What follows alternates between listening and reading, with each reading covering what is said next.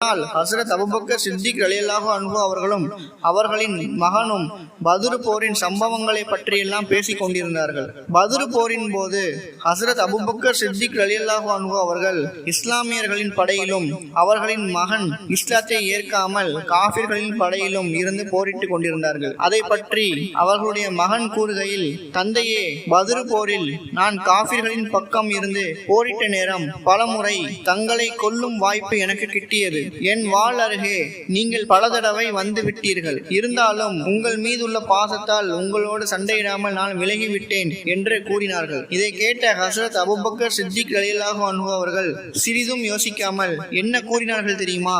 அதே நேரத்தில் நான் உன்னை எதிர்கொண்டிருந்தால் உன்னை விட்டு விடாமல் உன்னோடு போர் செய்து உன்னை கொன்றிருப்பேன் என்று கூறினார்கள். இதை கொஞ்சம் நினைத்து பாருங்கள். இறைநேசம் தந்தை மகன் உறவை மிஞ்சியது என்பது இதிலிருந்து